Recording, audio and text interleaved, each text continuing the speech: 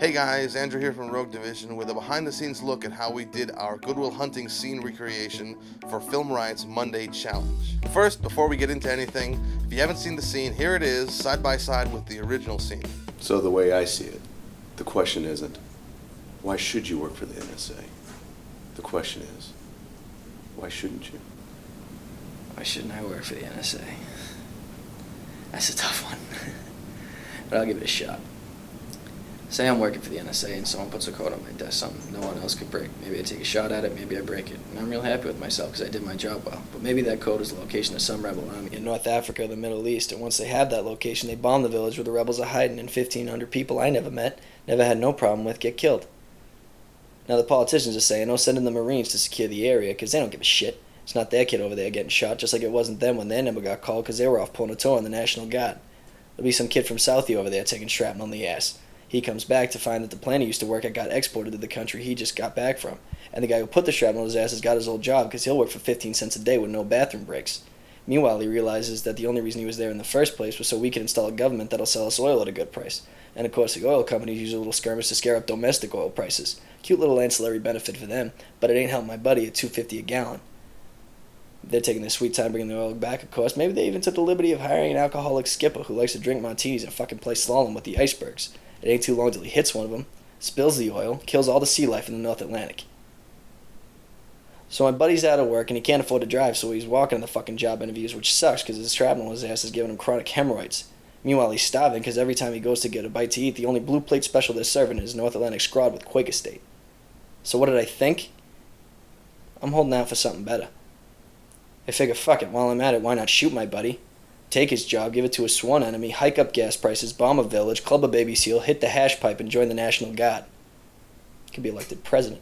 Now, as you can tell, it was a pretty simple, straightforward scene. Not much in the way of special effects or production design needed, but the performance is definitely what's important with this particular scene. There's also a pretty complex camera movement in the third shot where you see the camera swoop in and then back out again from Connor's face. The focus needs to be pulled on that shot, and I'm not the best at pulling focus, so that was another difficulty.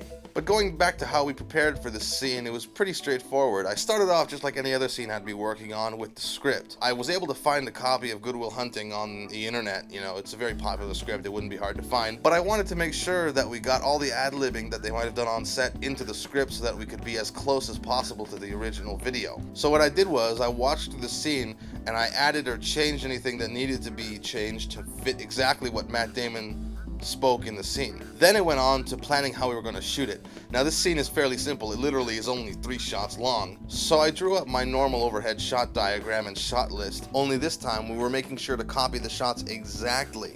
So I had to do a lot of studying of the scene beforehand. So with all that done, I called my buddy Connor, who I'd worked with in a few films in the past, to play Will in the scene.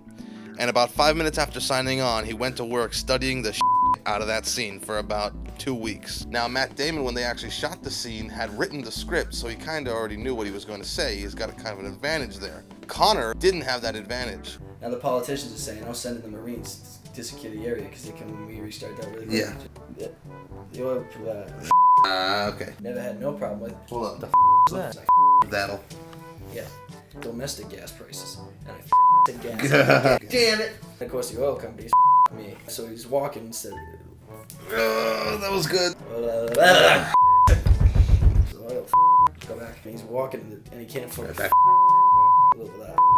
Alright. I can't think. I literally something flew up my nose. He's walking instead of eating rough. It was so close! It was so close! Alright. This is miserable. This is torture. Oh, Alright. okay. Be like the president. Yeah! Next, I reserved a room at my film school for us to shoot the NSA Office portion of the scene, and my buddy Andy Jimenez, who you've seen in Necessary Measures as one of the NSA agents, appropriately, played the NSA recruiter in this scene. Ryan Stockstad, who helped me produce this, and who I also worked with on his scene entry for the Monday Challenge, sat in as the military officer that you see to Will's right. He was wearing a military coat and holding a military hat that was actually authentic World War II officers' clothing that we borrowed from our friend Aaron. So once we shot the 2 shots that comprised that first portion of the scene, we went back to Ryan's apartment where we were able to set up a couch, put up a light or two, and start that dolly shot.